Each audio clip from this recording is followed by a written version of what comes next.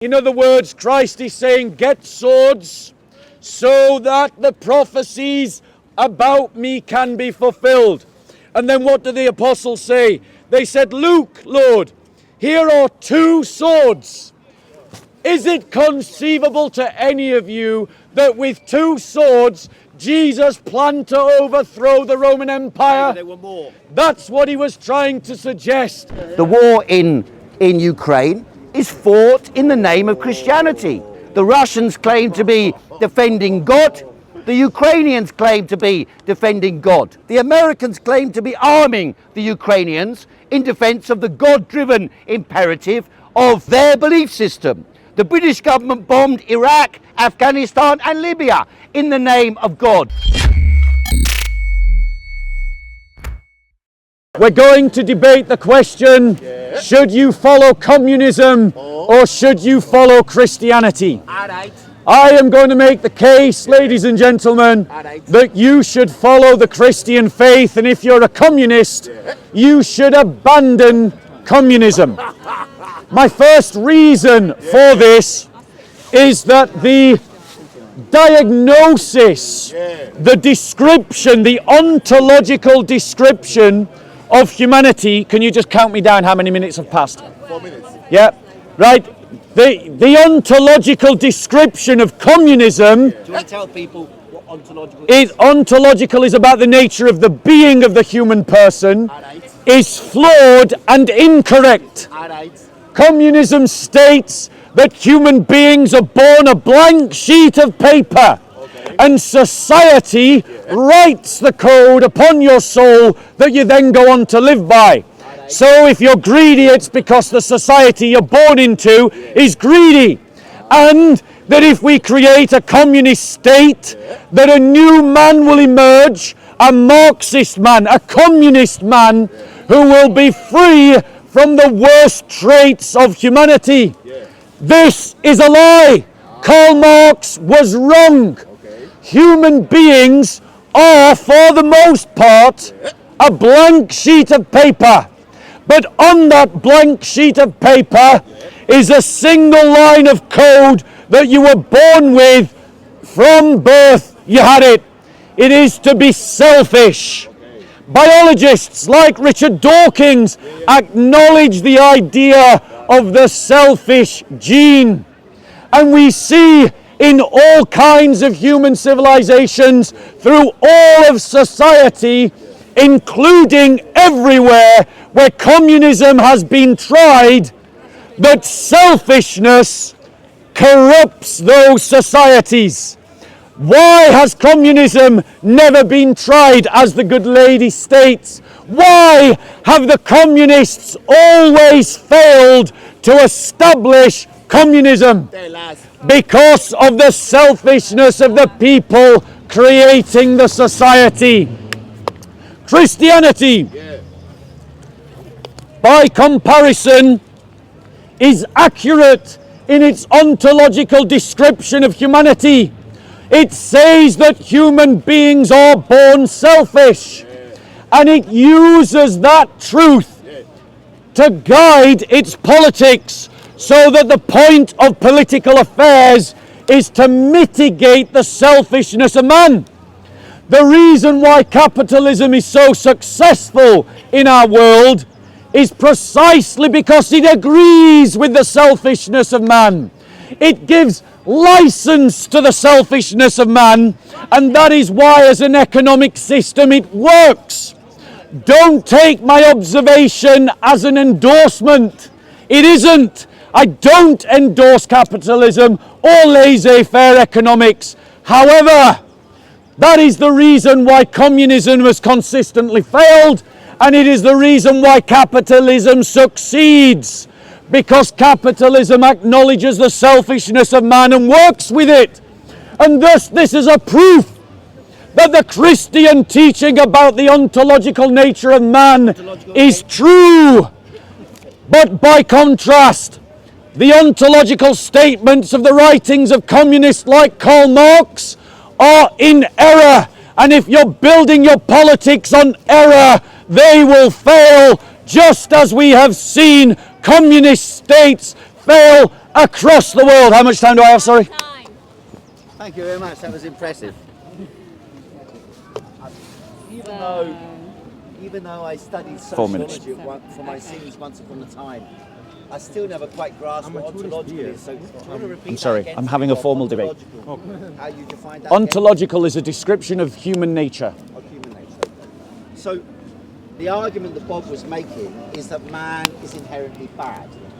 I don't think that's actually what the Bible says, but I'm not a Christian and I haven't really studied the Bible. But as far as I know, that's not what the Bible's arguing. I think the Bible is arguing that man is inherently good, and that the behavior of human beings should be brought into alignment with that endemic goodness, that inherent goodness that God created within man, and that finds its negation in the breach of the regulations and rules and moral norms and cultural behavior instilled by the belief in God, Jesus and Christianity. That's how I understand Christianity. I could be wrong. Now, I'm not here to try and correct your Christianity, but that's just how I've understood it. I didn't realize it was about bad people being bad all the time, sinners, as some of the speakers at Speaker's Corner make out. Now, the argument that Bob made that man is bad and that that's why communism or Marxism is inevitably going to fail, I think is incorrect. Marx did not argue that human beings are inherently bad or inherently good. What he argued was that the conditions in which people live are governed by the processes that they need to carry out in order to survive. They have to work and produce things to satisfy the wants of existence. 2 minutes. But human beings produce things that then gain, there is a piece in the Bible, I think it's Isaiah 8, it says, they worship that which they made with their fingers. In other words, man makes God and makes gods which they then worship. They produce God. They produce God. Feuerbach, one of Marx's inspirations, argued. They produce God in the spirit of the positive concepts of man. So in other words, God is an image of the most positive imagination and conceptual frameworks of what man should be. Now, Marx argued that you can actually only establish a community and a brotherhood of man, such as that envisaged by the followers of Jesus and the disciples of Jesus. You can only establish such a society based on material plenty. And there are examples in the Bible which illustrate that theoretical principle. For example, when Moses takes his people into the desert and they suffer, then they begin to worship false idols, exactly at a time when their material condition is so poor that they cannot survive. Jesus, in order to impress himself on the people, has to produce from 5 fish 5,000. In other words, the satisfaction of the wants of the people to allow them to create a morally good society is preconditioned on having a certain material foundation. And it's on that theoretical framework of the material foundation for plenty and for collaboration that Marx's theory of socialism and communism came about. He did not believe that you could create communism in any circumstances. He believed there had been a long period of primitive communism that could be restored. Communism could be restored when plenty was established. Thank you very much. Really good. So, ladies and gentlemen, the second critique as a Christian that I place against communism, on top of the ontological criticism, is the fact that it is based on a false sociology. Marx based his understanding of the process of the emergence of the communist state almost in fatalistic terms.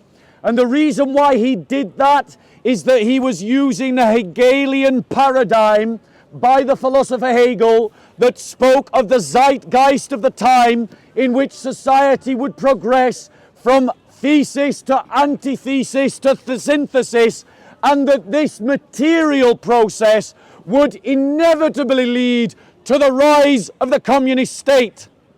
That Hegelian thesis of the natural progress of the zeitgeist has been proven false countless times. It is not clearly evidenced in history that the progress of societies is always to go forward. There are countless examples when societies have gone backwards.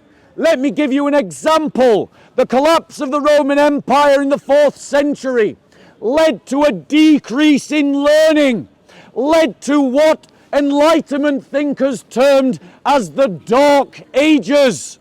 In other words, the thesis upon which Marx builds his whole paradigm of the Hegelian progress of material economy is not always true and is sometimes false. In other words, if Hegel was wrong, Karl Marx was wrong, and Hegel was wrong. Ladies and gentlemen, the reality is that Marx does make observations that I agree with. Economy does affect your lives. It affects the decisions you make. It affects the decisions that are available to you.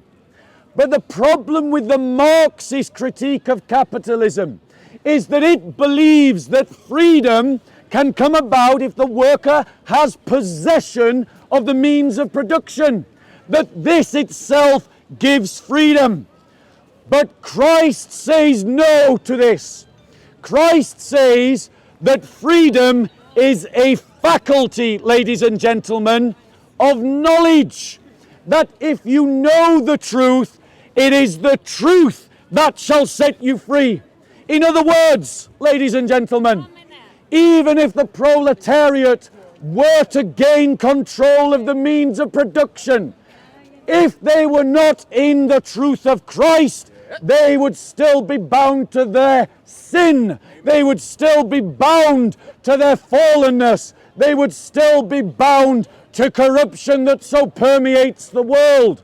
The reality is that you have two roads for freedom promised to you, one by Christ, one by Marx. Marx says that it is through the possession of the means of production. Christ says that it is in the knowledge of the truth. These two theses cannot be reconciled. These two theses are quite different, and they cannot both be correct. Therefore, if Christ is right, Marx is wrong. If Marx is right, Christ is wrong. And just to show you, ladies and gentlemen, that my next go. 2-0 to Bob the Builder, 2-0. I haven't said anything yet. Go on. Can't be two without me saying anything. Oh, my time's going. George Friedrich Wilhelm Hegel was referred to. Hegel was the official Prussian philosopher from 1815 to 1830. In his older years, he was a believer, and in fact, throughout his life, he was a believer in Christianity. What he did was he tried to work out the strange and mysterious ways that God moves the earth.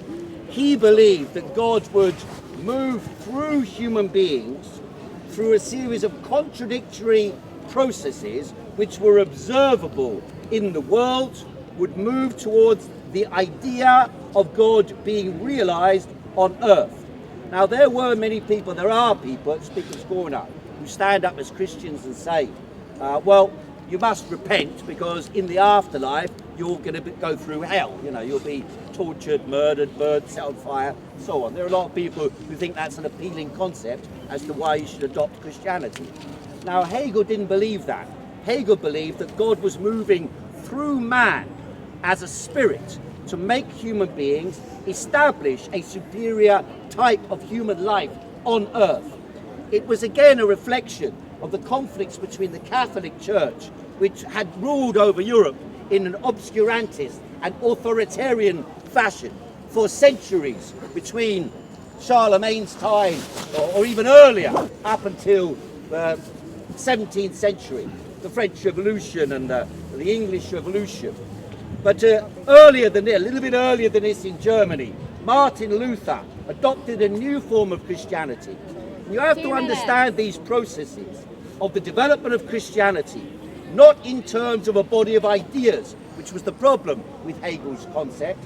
He believed it was simply the transformation of ideas, clashing and then advancing human behavior. So ideas make history rather than the real conditions of people. The consequence of that was there was a clash.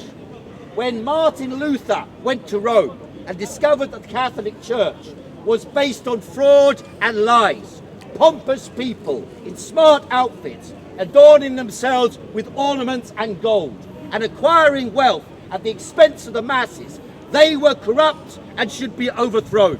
And therefore, when he found out that they were issuing indulgences, in other words, you could murder someone and get a piece of paper, a dispensation from God, that would excuse you from your actual actions on earth, your material activity on earth. Martin Luther rejected this. And the Anabaptists, who believed that Christianity was no longer something you should worship in a church, it's not to be found in a church. They said that the relationship between man and God, in other words, the relationship between man and their moral being, was about a direct relationship between the individual and God. And that's why they called themselves the Anabaptists, the born again. You were born when you're an adult to affirm your belief in a way of life. Now, these type of ideas were closely related to early communistic principles. For example, Thomas Müntzer, Martin Luther's ally, led a revolutionary struggle against the rulers in Europe in 1525 to establish a communistic community of the people. Many of the communities that established the United States as we know it today emerged from those type of communities. They do have a direct link to communistic principles. So, ladies and gentlemen, I hope you're enjoying yourself. This is exactly what Speaker's Corner is meant to be about. However, let me correct the history that my esteemed colleague has just given to you. Because, ladies and gentlemen, he has provided with you an ahistorical reading of Christianity. He has tried to suggest that Christ was the first communist and that the first apostles envisioned a communist state, and that what the events of Munster were the establishment of a communistic kind of society. This is simply factually wrong. The reality is that the early Jewish Christian movement was an apocalyptic Jewish movement that believed that their Messiah had inaugurated a new age in which God's kingdom would advance upon earth. And that is exactly what I believe as a Christian. When the events of Munster occurred during the Reformation, it was not to establish anything like a communist society. He's factually wrong in saying that. What was being established in Munster was an apocalyptic theocracy. Does apocalyptic theocracy sound like communism to you? No, of course not. But go and read the writings of the people involved in that revolution. They saw their actions as being inauguration of the end of the age. The age that we live in, the age that we live in is the age of the church. And the mission of the church is to do something far better than the Communist Party, far better than ever envisioned by Marx. And that is to allow, through Christ, in his holy church, the advancement of the kingdom of God on earth. That, through the work of the church, society may be restored, that the human person may be restored, that nature may be restored to that which was envisioned by God in the garden, where man would live in unity with man and with nature and with God in peace and justice. And this is exactly, ladies and gentlemen, what the church is about. And if you're a Christian, if you're a Christian, don't feed the troll with energy. If you're a Christian, ladies and gentlemen, I want to say to you that you have a vision and a mission that is greater than the one laid out by Marx in the Communist Manifesto. The Communist Manifesto is an ideology built on envy and bitterness at the success of some over others. And out of that bitterness and envy is the desire for violence. Christians are concerned every bit as much as communists with justice. And we have pursued justice for 2,000 years. Sometimes we have succeeded, sometimes we have failed. Sometimes we have been let down by those who claim the name Christ but know nothing of his teachings. By contrast, the revolutionaries that killed the saints, Tsar Nicholas and his family, were driven by an ideology of hatred that led to violence, and that is why communism has resulted in the deaths of over 140 million people in 100 years. One of the most bloodiest ideologies in history.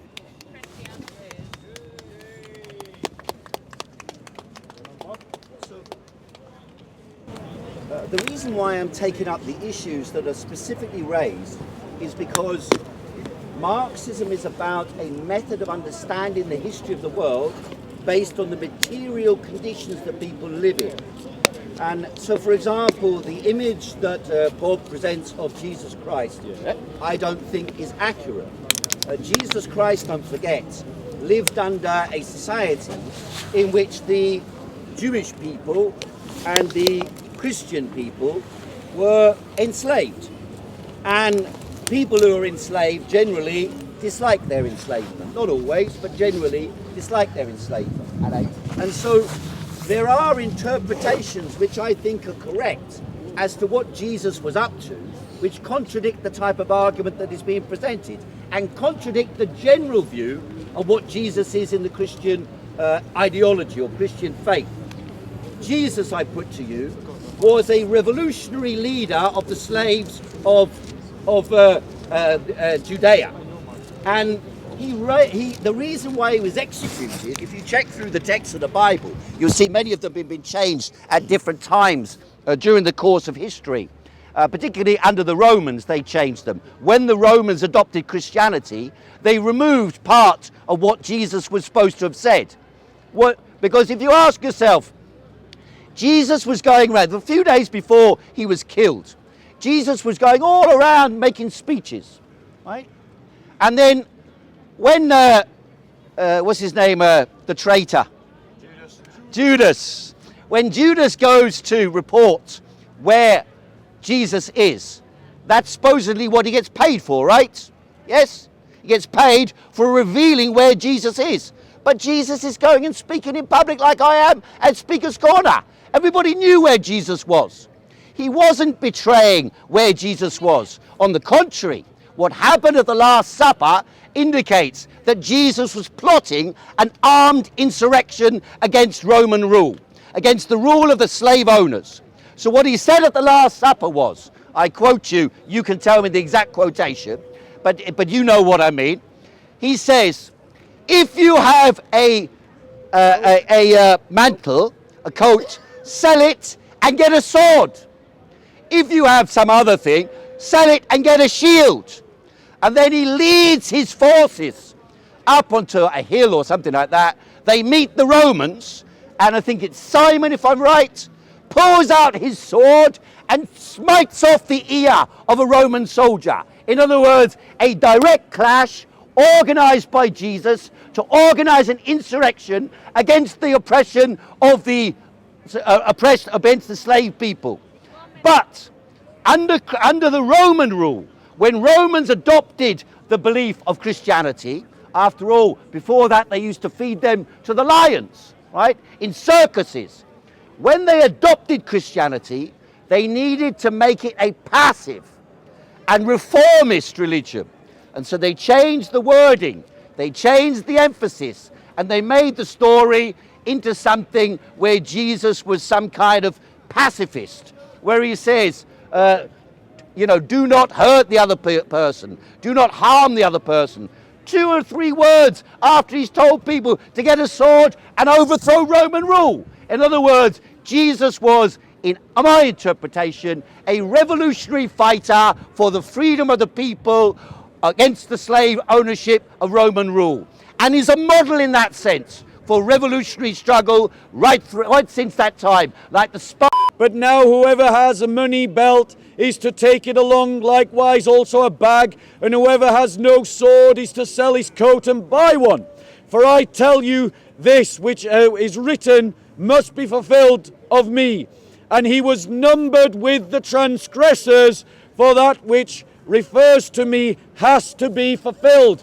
In other words, Christ is saying, get swords so that the prophecies about me can be fulfilled. And then what do the apostles say? They said, look, Lord, here are 2 swords.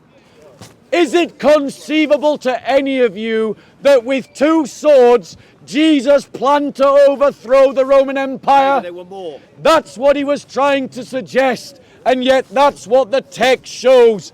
It is utter nonsense to the facts. I know he's triggered, and that's why he's interrupting. Ladies and gentlemen, furthermore, this shows that Christ was not a pacifist.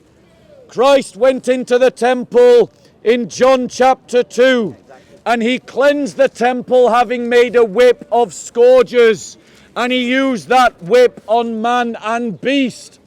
So Christ was not a pacifist.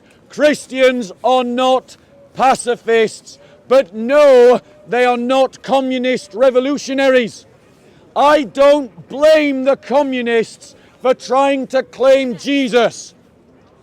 Jesus is the greatest man in history, whose teachings have built civilizations, transformed civilizations, have been the bedrock of societies. It overthrew the Roman Empire. They overthrew the barbarian kingdoms. It resisted the rise of Islam. It survived the birth of the nationalistic governments of the 1700s. It survived the communist states. Why? Because the church was founded by Jesus Christ, and it is only in the church that we can find redemption.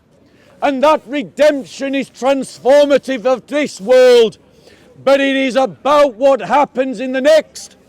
The danger of communism, the reason why its ledger is full of the blood of innocent people, is because it has no belief in the next world.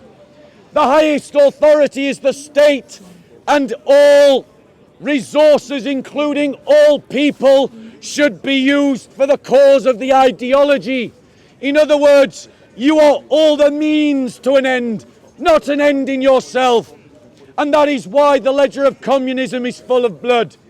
But Christianity teaches that every human being is made in the image of God, and therefore is not a means to an end, but must always be treated as an end in themselves. And that, ladies and gentlemen, is another reason why you should abandon communism and follow the way of Christ.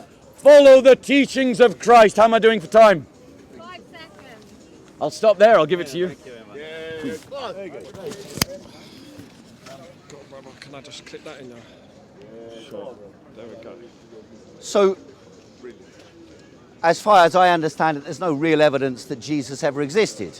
So when we're talking about Jesus Christ as a revolutionary, we're talking about what the specific historical circumstances that led to the emergence of the character, of the belief of this individual as a salvational force. Can someone tell that guy to turn the music off? Because it's not on. As a salvational force to struggle against the existing rule by the slave owners. Come in a wee bit, I can't. So that's one aspect. There is no evidence for the existence of Jesus Christ. Second, but as the character, as a revolutionary, there's evidence. Now, come in a wee bit. in a wee bit. Come. Now, the argument about the dictatorial rule of communism and so on, well, many regimes that have been established in the name of communism have been dictatorial.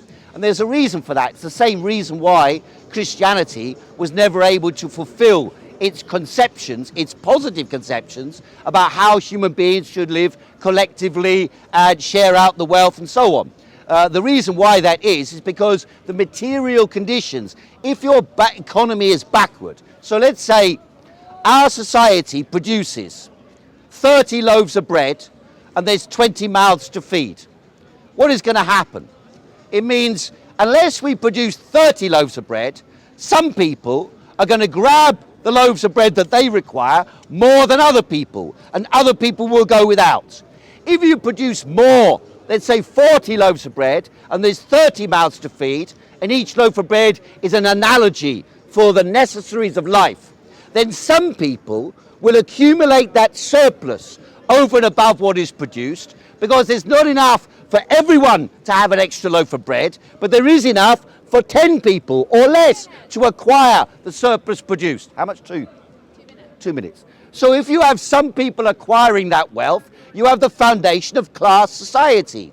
And it is class society, the subdivision of human society, into those who own the means to produce the wealth, and therefore that determine the direction a society moves in, that determines how society is organized. And, by the way, what ideas rule in society. Hegel, the Christian, believed that the ideas were a function of the development of the evolution of ideas historically over time. It took place in the brain of man, not in the conditions in which human beings lived. Marx amended Hegel's beliefs by putting them on a material foundation and arguing only when you're able to produce an abundance of wealth would you be able to establish a society based on egalitarian principles where the community is able to collectively develop society democratically without force and, yes, without a state. If you read the Communist Manifesto, you'll know he doesn't worship the state. On the contrary, Marx argued that the state is a product of the backwardness of material development. When you reach a higher level of development, you would be able to replace the state with the democratic, moral and cultural will of the people. Rather than forces of repression, people would use their own culture to regulate human interactions. In fact, at Speaker's Corner, despite my disagreements with Bob, his disagreements with the Muslims and so on, it is very rare for us to fight each other at Speaker's Corner. That is because the culture is developed enough and the material conditions are developed enough for us not to fight each other over every single issue.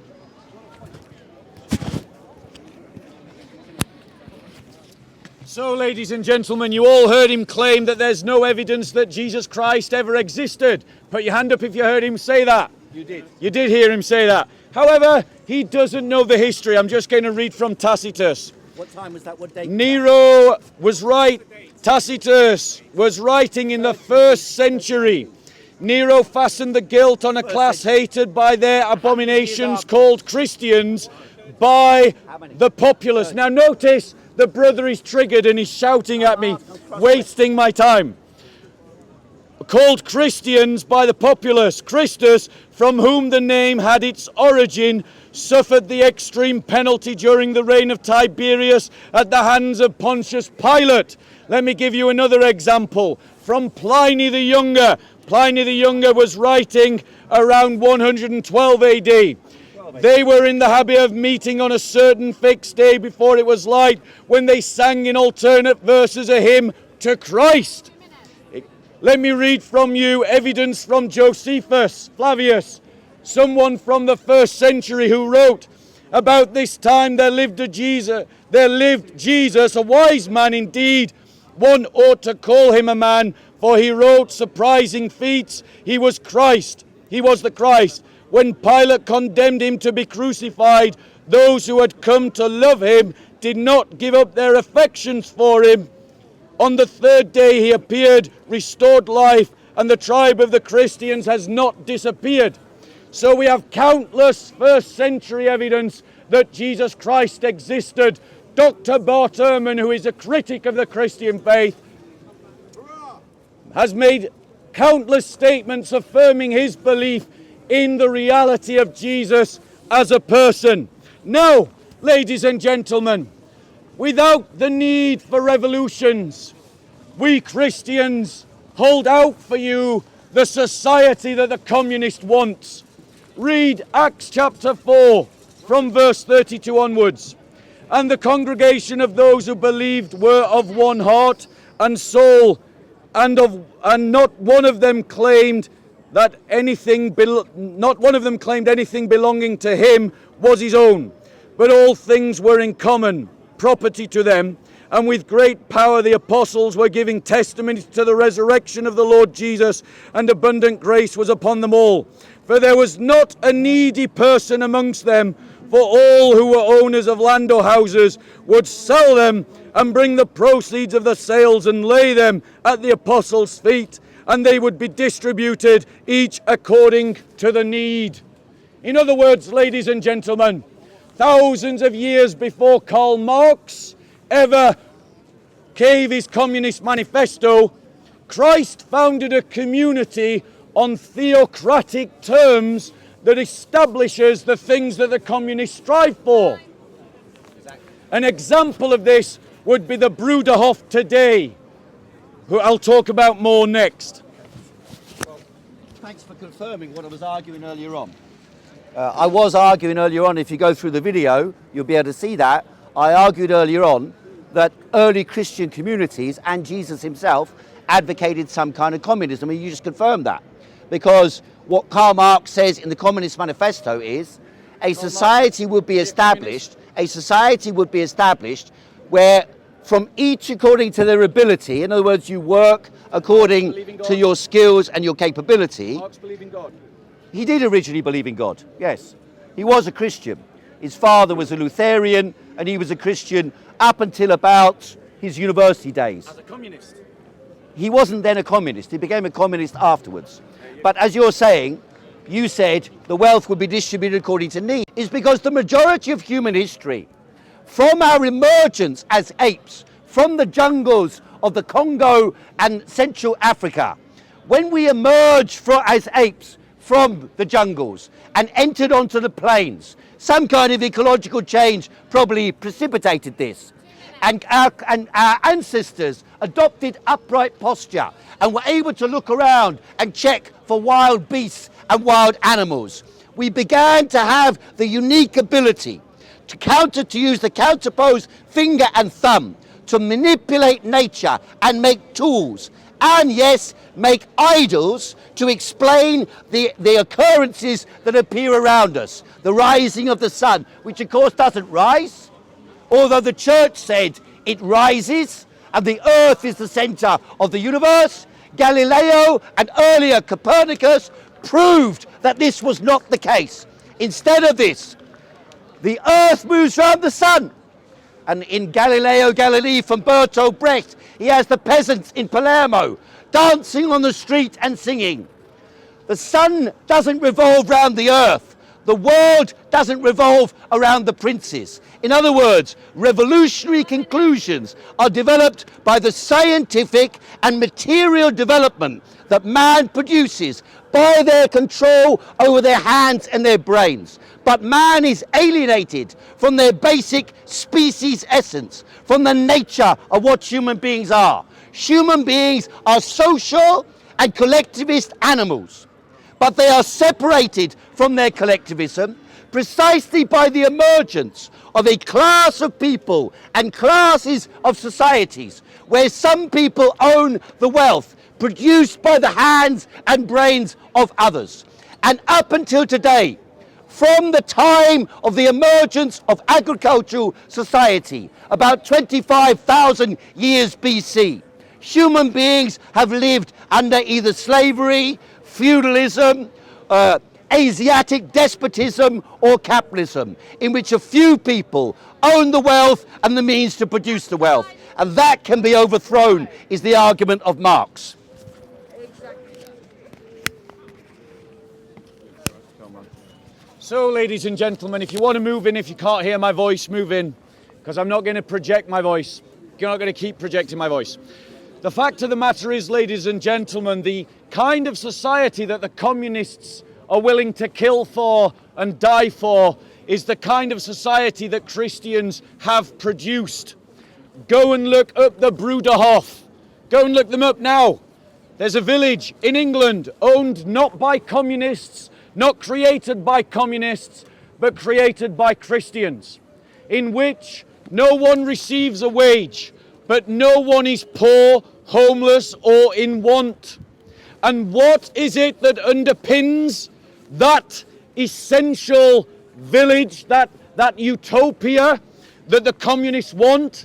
Is it the idea of the struggle of the proletariat against the upper echelons of society? No. It is theocracy. It is the idea that in the heart of every one of those believers, those Christians, that Christ is King. And it is because they acknowledge Christ as King that they have been able to establish the thing that the communists want. By contrast, everywhere that the communists have stuck their dagger into society and drawn blood, that experiment has failed because the elites are corrupted by the thing that the communists refuse to accept is there. Sin. The sin of the human heart. The selfishness of the human person. It says in Romans 23, I'll just quote it to you. Romans 23, for all have sinned and fallen short of the glory of God. Sin is to fall short of what God expects of us. The word sin means to miss the mark. And that, ladies and gentlemen, is what we see in our society again and again and again. That man has a telos, he has a direction, a way to live that his soul points to. A life of meaning, a life built on truth, and a life filled with virtue. But communism provides none of these things. Communism is that the ideology is God, and all human persons are to be sacrificed to the altar of the ideology. And that the material world is God, and that we should bow and worship the material world. The moment man worships the creation, he loses himself. Yes, we have been separated from the essence of our being. But that separation is not separation from the means of production. That separation is from God, our Creator. And only when we find ourselves in relationship with God, our Creator, will our values and virtues be so ordered that our lives will be built on truth. Communism has failed. The church is still here. Every communist state has failed, but the church is still here, transforming lives, transforming communities, making man and nature new. Why? Why? Because of the work of God in our lives. That, ladies and gentlemen, is the answer that our society needs, not the writings of Marx. Yeah. All right. We have covered quite a lot. Go, Heiko. Tell him. Okay, so just a little contradiction that we point out. Originally, Bob said that Hegel's ideas don't work because they're part of a trajectory. They believe in some trajectory of direction. A teleology, it's called, which you referred to just now as endemic to your own belief system. So just a little contradiction. Then there's the question about Christianity is done good and communism's done bad. Now, there are many bad things that have been done in the name of communism. I'm not going to dispute that. Probably not as many as he thinks have been done, but many bad things have been done in the name of communism. As many bad things have been done in the name of Christianity and still are done in the name of Christianity. The war in Ukraine is fought in the name of Christianity. The Russians claim to be defending God. The Ukrainians claim to be defending God. The Americans claim to be arming the Ukrainians in defense of the God-driven imperative of their belief system. The British government bombed Iraq, Afghanistan and Libya in the name of God. The Queen of England claims to be, the King of England, behind the times, terribly sorry. But if you look on your coin, it says Elizabeth II, DG, REG, FD. What does it mean? It means the defender of God on earth. That's what it says on every coin. That's the stamp of authority that justifies the acceptance of this coinage as the wealth of the British nation, once the proudest and wealthiest in the world. So all the conquests carried out in the name of Britain were carried out in the name of serving God. So the idea that Christianity is devoid of blood on its hands as an ideology is false. Having said that, I would never dream of blaming Bob or his belief system for those events. Instead of this, I argue that the ideas in which things are fought actually should not be understood through the ideas, but through the material conditions in which people live and which people fight and struggle between different groups in society about who has what, how it's organized, how it's distributed, and how we live. And therefore, what I'm doing is trying to explain how material development and material interactions between real human beings under specific economic and historical circumstances give rise to specific struggles in those societies. The struggles that happen today are different from those of the 13th century, although the language may be the same. When Britain went to war against Africa or against African states, they claimed to be fighting for Christianity. They claimed to be fighting for freedom. They claimed to be defending democracy, but actually they were representing the national capitalist interests of Britain to plunder Africa, to turn the people into slaves, all in the name of God. Freedom is not freedom because the word freedom means something inherently ahistorical. It is specific to the conditions in which the word is used.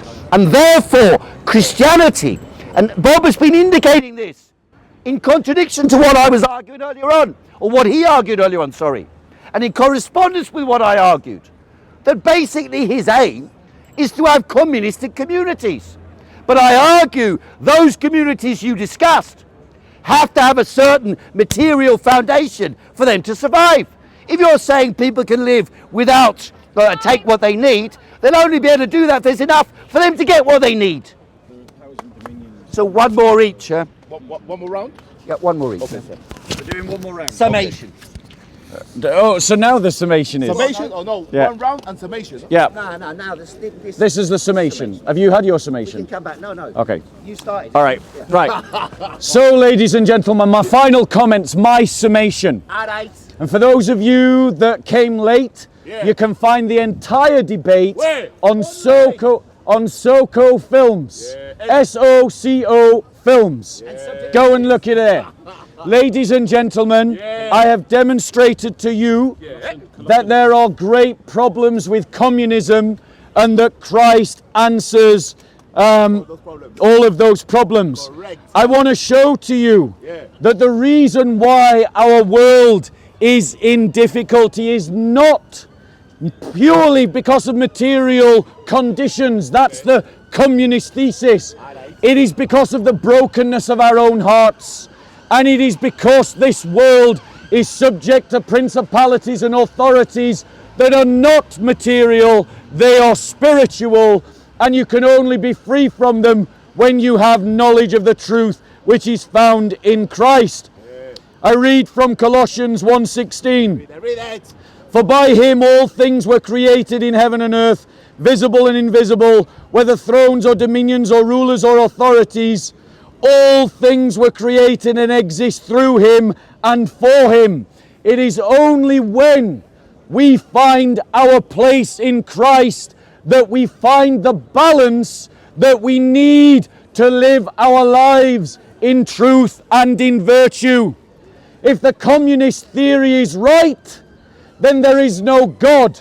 If there is no God, then there is no telos, there is no end goal, there is no right and wrong, there is no virtue. The very idea that the communist claims are correct assumes that there is such a thing as truth, and truth does not exist in a world where there is no God. It is, as Richard Dawkins describes, a meaningless universe, indifferent to our existence, cold-hearted, by which we appear by purely random chance. The fact of the matter is, communism contains within it a fundamental contradiction. It hangs upon the scaffold of a theistic worldview whilst denying its own foundations. The reality is, such an inconsistent worldview cannot guide us. But Christ, who said, "I am the way, the truth, and the life, and no one goes to the Father but through me," he is the gate by which we can enter into truth. And by knowing that truth, so order our lives with the right values, and to fill our lives with the right virtues that pursue justice, that pursue justice for the poor and the oppressed, which was the refrain of all the prophets of old. And did they do this, as my friend tries to suggest, because they were early communists? No, not at all. They did this because the Spirit of God revealed to them that the ways of God ought to have, that righteousness should flow like a river, that every man should find his dignity, and that dignity is not provided to him simply by his material possessions, but by the fact that he is created by God, that he knows God, and that in that knowing of God he should truly know himself and truly know his neighbour, loving his neighbour as himself. Last time. Hola, Bobsila! Wait, Heiko. Go, Higgs! Okay, so we have, I think, during the course of this discussion, revealed a number of the fundamental differences between Marxist theory and religious theory, particularly the Christian theory that Bob here advocates. And so I'm grateful. Bob's asked me many times to do this discussion, and I'm grateful that we've had the chance to do this. I think it is a better discussion than that discussion that was famous on the internet, the Jordan Peterson Slavoj Žižek discussion, where neither of them knew what they were talking about. At least Bob seems to know what he's talking about in relation to Christianity. I'm not saying Jordan Peterson doesn't, but Jordan Peterson knew nothing about what he was talking about in relation to communism. Slavoj Žižek didn't seem to know anything about anything he was talking about, as is his modus operandi. So, but he is a funny guy, that's perfectly true. You get the impression he takes a bit of coke when he's constantly playing with his nose like that. But in any case, I'm not to condemn that. So, what is the crux of the issue that we're discussing here? As far as I can see, it seems to be a belief within Marxism that the way in which human beings make wealth, the way in which we intercommunicate, has changed over history and is altered based on how the surplus that is produced in society is organized and what technologies are used to produce wealth. That is not about material possessions and individual wealth per se. It's about a way of organizing human life. And there's no doubt that human life today is fundamentally different to human life in Judea 100 years AD. By the way, all the people you cited for references for the existence of Jesus died or wrote. The earliest was 30 years after Jesus was supposed to have died. Now, I know a lot of people who can barely remember the dictatorial regime established last year, the year before, and the year before that. So if that's the case, how do people think back over what happened 30 years ago? And they write those things down in something that you take to be a holy text. But those holy texts were amended by a committee of Romans about 200 years AD. So the idea that we have the exact wording of what happened at that time is a farcical nonsense. Nobody can subscribe to that seriously. So we have to ask ourselves, what are these messages that exist in history and documents? What do we find out from archaeology, from the history of religion, from anthropology, from the history of society? We discover the way in which human beings produce, the way in which ideas develop, are connected together. And science is the discovery, real science, the discovery, the encroachment, not to absolute truth, the approximation of truth. We investigate, we analyse, we try to refute, we discover what is and isn't working. And we accept that even when we make such a hypothesis and declare it to be true, like 1 and 1 is 2, even such fundamental axioms of our thought are not actually correct. 1 is based on a thumb. 1 is based on a thumb. Our numerical system is based on our fingers. Why do we count in tens? Because we got 10 fingers and thumbs. And therefore we count like this. But this thumb is not the same as that thumb. No human being is the same as another human being. And no human being is the same as they were at the second they said they're a human being. Heiko is Heiko and he's not Heiko. Because he changes all the time, as everybody changes. Everything is in a constant process of flux and transformation. And in that transformation, we have advanced towards new and superior types of society. Thank you very much. How about we do questions from the audience? Questions from the audience. Okay. So, ladies Okay, and but gentlemen, let's make it 5 minutes for that, yeah? ladies and gentlemen, each one of us now are going to take a question from one of you. So I'm now going to take one question, and when I've answered that, Heiko's going to come up and take a question. So have you got any questions, ladies and gentlemen, on what I've said? I think that's a bit naff. Communist countries have failed. Well, you got China, you got Vietnam. How do you explain them and their communist countries? So, ladies and gentlemen, What was the question, Bob Sila? part of my thesis as to why you should follow Christianity and not communism is because communism failed. And the brother has offered up China as a successful state. Do you honestly believe that China is a successful state? China and Vietnam. China, when properly understood, is a national socialist ideology. It is, in other words, a Nazi state, not a communist state. It favours the Chinese ethnically over all other peoples, and it even persecutes other ethnic minorities inside the boundaries of China. China is a state that economically has abandoned communism and embraced capitalism. It's more of a capitalist society than a communist society. It is an authoritarian capitalist system.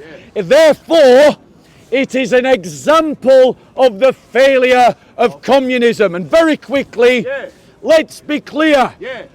What I define as failure, defining as failure as a Christian, is when you don't live your life in accordance with the truth and you don't fill your life with virtue. And China has no concern for either, because the Communist Party doesn't believe that either exists. Yeah, but you have 800 people coming out of poverty. No, let him take a question. I'll reply to the Okay, and then you take a question and I'll Okay, reply. Heiko will I reply. prefer we don't do too much more though, because Piers won't come up here and speak. So You take a question and one more, you yeah. reply to mine, take a question. Okay, the same question, I think, because the question's addressed to both of us, actually, isn't it? So, is China communist? It is, and it is not. The same as I pointed out earlier on. There are elements of China that are communistic. You mentioned things like sharing out wealth. Well, public sector economy in China is the biggest or the dominant sector of the economy. So they provide housing, some healthcare. They provide provision in the urban areas for people at a level that is far higher than a comparative country, for example, India. In India, or a comparative continent, Africa, where the living conditions are far worse than the living conditions of the masses in China. China doesn't maintain, or Communist Party isn't in power in China because they ruthlessly suppress people, or certainly not exclusively because of that. It's in power because it has consistently, over decades, raised the living standards, the opportunities, the hopes and the dreams of the mass of the people of China. No regime can survive. That's the point.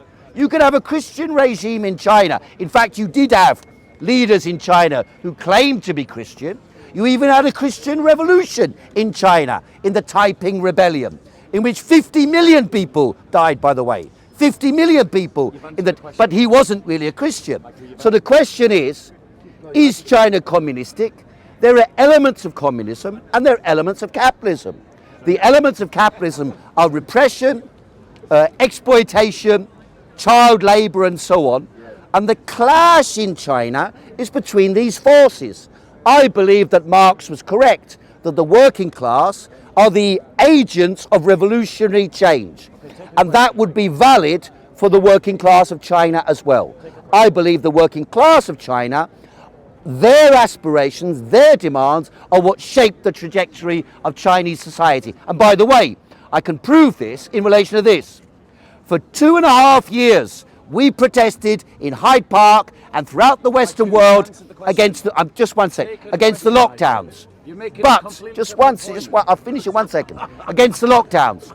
But in China, when the protests broke out in November last year, it took 3 weeks for all the lockdown measures to be removed after a few relatively small protests. In other words, the government in China, like it or not, is compelled to respond rapidly to the demands of the masses when they emerge. Okay, now take a question. Heiko's going to take a question. Oh, now. and then we'll finish it, yeah? Right. And then we'll finish it. So, Heiko, any questions for A Heiko? question if you want. No questions. Any questions? C'est la vie. Right, then, No, that's fine. You can make your final pitch, Then I'll and then we'll reply to finish, your yeah? reply. Okay, you make your final pitch, and then we finish. Is that all right, yeah? All right. You get Then I'll be on. you get the last word. Thank you, And Harry. then along comes our Christian speaker over here. just, The hero. So, ladies and gentlemen, you all heard the high praise of Heiko for one of the most oppressive, destructive and violent regimes in the world today. Let me tell you about what is happening to Christians in China. This communist society is trying, as we speak, to stamp out the church. It has said to Christians that they cannot display their crosses in public. It has said to them that they cannot gather in their own societies that are not governed by a state church. Something that we Christians reject as a point of principle, as a matter of doctrine, that we should give to Caesar what belongs to Caesar and to God what belongs to God. And in reply to this defiance of the church, Christians are being arrested. Christians are being used to harvest organs inside the prison system. Christians are being enslaved in concentration camps inside of China. This communist regime is an enemy of the church, and every Christian should work for its destruction, and every Christian should work against it and against its supporters, including the lovely Heiko here. Ladies and gentlemen, we Christians will not ever accept an authority above God. The communists say that the state and the party is the highest authority. That is a worldly idol that is worshipped by men, because since the 1700s, men have worshipped their own creations in the nation state. in their political ideologies, their institutions, like socialists worship the NHS, and like right-wing people worship the British Army. Christians reject all idolatry. We worship only God, and that is why Christians are being persecuted in China. So when you hear the high praises of China, just remember at the end of those high praises are Christians starving and dying in prisons, separated from those that they love, only because they claim Christ as their Lord, and because that is an offence in a communist state. And everywhere where communism has been tried, the church has been persecuted. Oppose communism if you are a soldier of Christ. I just want to end by saying thank you, Haiku. That was really lovely. God bless you. We love you, Heiko. Yeah. You take. I'd like to give you a gift. He's going to give me a Bible. No, not a Bible. I'm sure you've got a Bible. I'm sure you've got a Bible. I have. You know where I got a Bible from? When I was arrested, they gave me one at the police station. Really? Seriously? The only book they had, apart from Thomas Clancy or whatever his name is, you know. So I thought, okay, I'll take the Bible. Okay, Haku. Culture. I'd like to give you a gift then. Go on then, quick. Roses. Yeah, we got more to come. Yeah. God Pierce, God Pierce. There you go. You're going to just Can man live without Got a it? proper booklet. I sell it on eBay. Thanks very much. Have a read of it first. You look after yourself. If there are any questions, I'll be over there.